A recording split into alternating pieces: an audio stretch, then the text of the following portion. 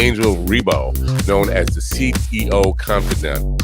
Is an influencer, international TV host, public speaker, CEO consultant, board member, and philanthropist. I was always doing the same thing. So I was always helping my employers to develop their businesses. I think that business leaders now need to be conscious like never before. They need to hear different messages. Angel has empowered more than 1,500 CEOs in 33 different countries and speaks 5 languages.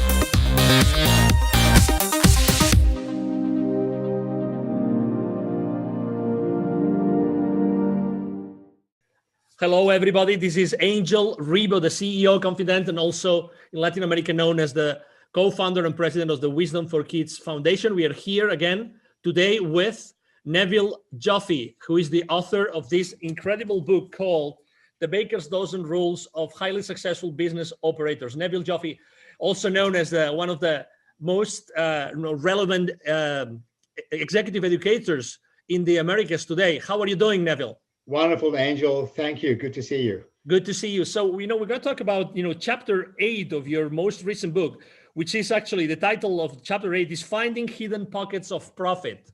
So it couldn't be more relevant for today's what's going on in the economy, right? So having to do more with less. So how have you typically seen that corporations can find, those hidden pockets of profit?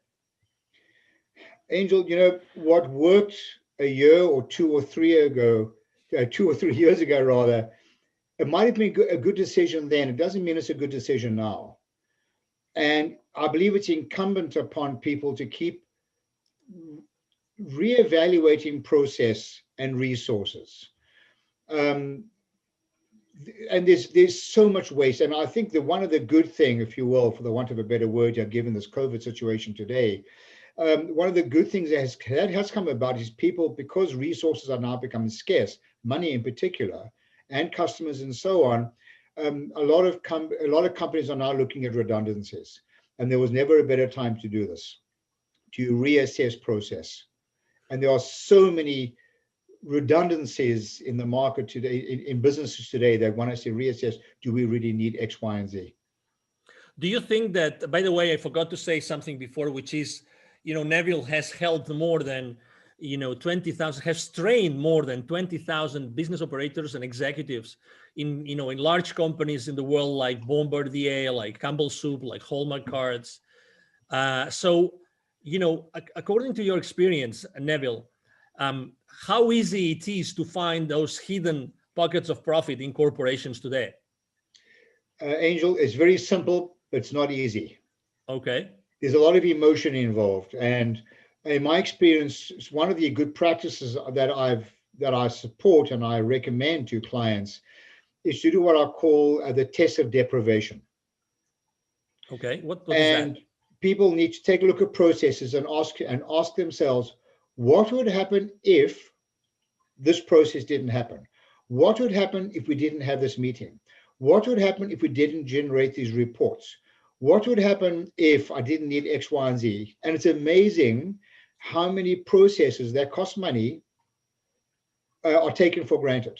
We just say we're doing it. One of the terms that I have so much difficulty accepting is when you ask somebody why they're doing something, and they tell you, because we've always done it like that. Wow, very common. And these are poisonous words in my mind, because it's demonstrating that people are just accepting status quo. So, for example, I'm going to talk about hidden pockets of profit. When you go to a meeting, I wonder how many of our listeners have said to themselves, and they go to a meeting, what am I doing at this meeting?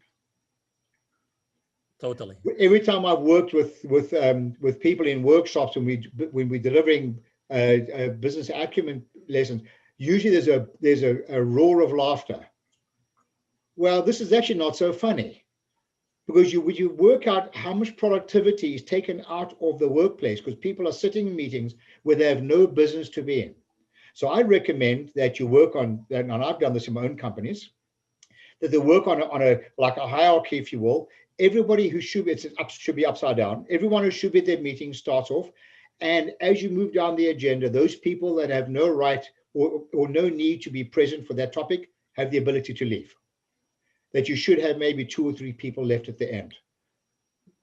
So just as an example, these are the hidden pockets of profit. How many times are people CC'd on emails? There's no way they should be involved in it. Or receiving photocopies of documents they have no right to be receiving. So these are some of the hidden pockets of profit. They may seem small, but they add up. Obviously, after training 20,000, business operators and C-level executives, I mean, you've learned a lot of lessons, right? So where do you think that it's easier to find those gems? Angel, on the top corner of my screen, you'll see the framework of what we do. We're in business to drive sustainable profits and cash flow. That's why investors invest in a business, whether you're a privately owned company, a venture capital owned company, publicly traded company, you're in business to drive sustainable profits and cash flow. But we also want to hold our people accountable for what they do. But it's not reasonable to hold them accountable if we don't engage them and educate them. It is therefore incumbent upon managers, leaders, etc. in organizations to engage the employees in the process and to have a completely open and transparent environment and talk about these redundancies. Find a way of incentivizing people to find these redundancies and get rid of them. Because we're carrying so much fat in organizations unnecessarily, regardless whether we're making a profit or not. These types of redundancies need to be examined all the time, but you can only do that through engagement.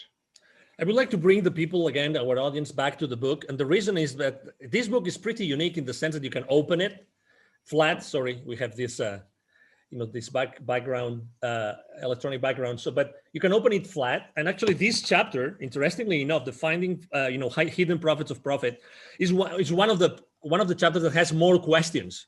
So that, there's, this book has a lot of pages for notes. And probably the reason is that there are so many sources of potential, redundancies and places in the organization right now to find these hidden pockets of profit. Does it make sense at all, Neville? Yeah, I designed this book, Angel. I try and keep things efficient. I don't waste words unnecessarily. People are busy. They haven't got time to read a lot of nonsense and repetitive stuff. I have a philosophy, just, say what you need to say and get on with it. So the book is made up of an introductory part, which just creates context to the topic, such as don't do the wrong thing more efficiently, don't evaluate numbers in isolation, the word so what, just do as you say you're going to do. There's context. Then there's a bunch of questions to really get the reader to do a deep dive into some of these questions they should be sharing or asking their colleagues, employees, whatever. And there's places for notes. And the whole idea here is not about the answers, it's about the questions people should be asking. Exactly. Neville, I would like to ask you also, this is your latest book, and what does this book represent? Because you have written many books, including textbooks for colleges. What does this book represent in your career? This, for me, Angel, is a legacy. As you can see, I'm only 50 years old, plus a lot of tax. This is part of a legacy for me. Over the years, people are like, I have an old-fashioned humor, and people often say to me, Neville, you really need to write down some of your Nevilisms, as they've called them, some of these expressions. So I decided, after being in business for more than 40 years, and 25 of which has been in education, I decided to write down these Nevilisms and in the form of a book to bring value to others. I wrote this book to be read, and I want people to read it because I have a strong belief, a passionate belief, that not all, but there's a lot of golden nuggets in here that will literally change the economic lives of the readers. Excellent. If people would like to reach out to you, Neville, what's the best way to connect? Just email me. I love a good chat, in case you didn't notice. It's Neville, Neville, @bizwisdom, bizwisdom.com. Excellent. Well, thank you for being with us today, Neville. It's been a pleasure. You're very welcome, Angel. The pleasure was mine. Thank you again, and thank you everybody watching us today. Thank you for being here with us at the CEO Confident TV. It's been a pleasure to have you. I'm sure that you have enjoyed this conversation as much as we have. Hope to see you soon in our next show. Thank you very much. Bye-bye. Thanks. Bye now. Thank you so much for watching our show today. The entire team of the CEO Confident appreciate your time and attention. If you think that you are a good fit for the CEO Confident TV, please connect with us on LinkedIn. We hope that you enjoyed today's show as much as we did. See you soon. Angel Ribo, the CEO Confident. Email address angel@angelribo.com. Don't forget to follow me on LinkedIn. Thank you.